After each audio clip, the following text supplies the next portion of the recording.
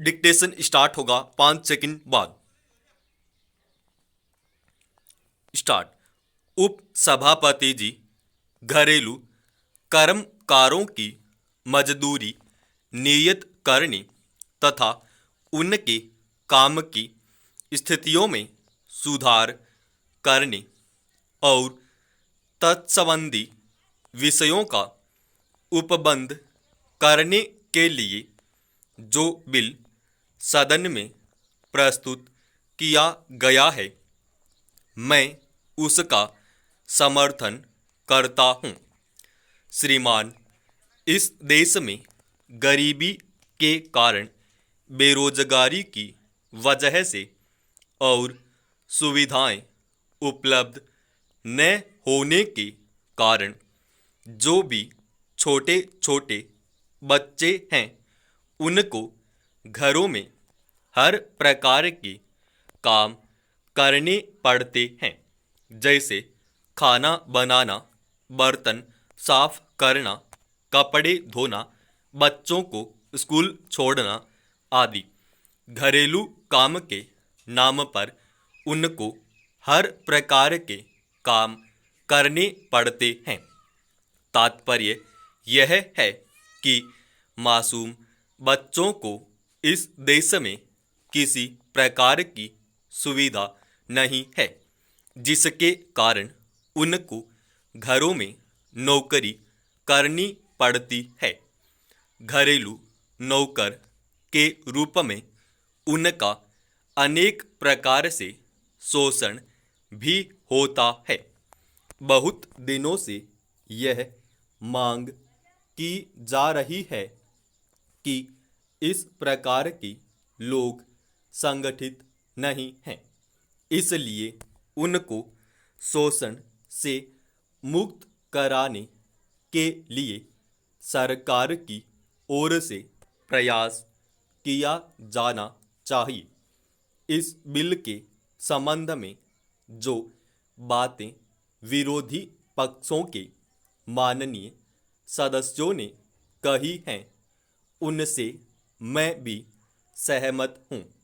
मेरा भी यही मत है कि इन छोटे छोटे बच्चों का जो शोषण होता है, उसको रोकने के लिए सरकार को कारगर कदम उठाने चाहिए।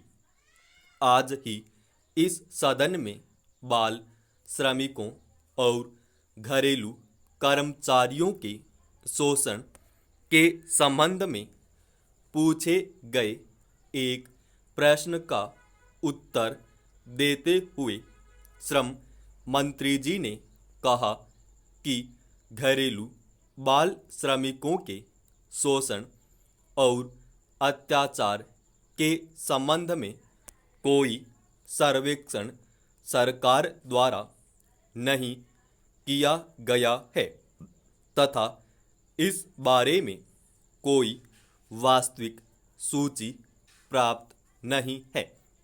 फिर भी इस बात से इनकार नहीं किया जा सकता है कि सामाजिक और आर्थिक स्थितियों के कारण सैकड़ों बच्चों को घरेलू नौकरों के रूप में काम करना पड़ रहा है। सरकार ने इस बात को स्वीकार किया है कि हमारे देश में जो गरीबी है, उसके कारण इस देश के बालकों को घरेलू नौकरों के रूप में काम करने के लिए विवश किया जाता है। इसलिए मेरा सुझाव है कि सरकार को इस संबंध में पहले निश्चित सर्वेक्षण कराना चाहिए। बहुत सी गैर सरकारी संस्थाओं ने भी इसका कोई न कोई सर्वेक्षण किया होगा। सरकार उनसे जानकारी ले सकती है।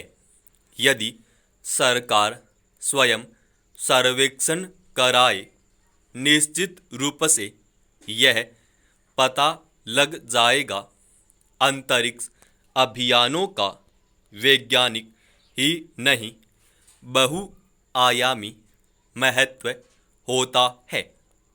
यह उत्साहजनक है कि यूरोपीय अंतरिक्ष एजेंसी ने 3 व्यापक अंतरिक्ष अभियानों की घोषणा की है।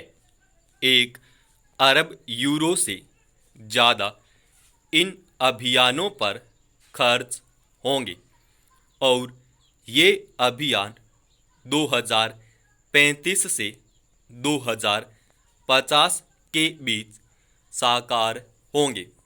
यूरोपीय अंतरिक्ष एजेंसी बृहस्पति व शनि ग्रह के आसपास के बर्फीले चंद्रमाओं को करीब से देखने के लक्ष्य के साथ आगे बढ़ रही है।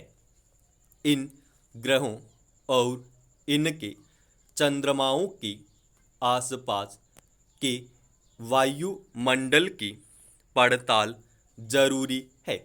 सितारों, आकाशगंगाओं और ब्लैक होल की दिशा में भी खोज का लक्ष्य है। यूरोप की अंतरिक्ष योजनाएं काफ़ी महत्वाकांक्षी और अनुकरणीय है। ईएसए के विज्ञान निदेशक गुंथर हसिंगर ने एक बयान में कहा है, हमें उन मिशनों के लिए विज्ञान और प्रौद्योगिकी की योजना बनानी चाहिए जिन्हें हम आज से दशकों बाद लॉन्च करना चाहते हैं। वाकई ऐसे अभियानों में वक्त लगता है। ईएसए लगभग हर दशक या 2 दशक में विज्ञान अभियान की नई इबारत लिखना चाहता है। वर्तमान कार्यक्रम में 3 प्रमुख अभियान हैं। बृहस्पति व शनि के चंद्रमाओं के अध्ययन के लिए एक अंतरिक्ष यान, एक एक्स-रे टेलीस्कोप और एक गुरुत्वाकर्षण तरंग डिटेक्टर अभियान। यह प्रशंसा की बात है कि यूरोपीय देशों की लंबी चौड़ी टीम अंतरिक्ष विज्ञान की दिशा में दिन रात तरक्की में जुटी है। यूरोप भी सौर मंडल में जीवन की तलाश के लिए उत्सुक है। यूरोपीय वैज्ञानिकों को लगता है कि उन चंद्रमाओं के जमे हुए गोले के नीचे पानी के महासागर छिपे हो सकते हैं। समाप्त।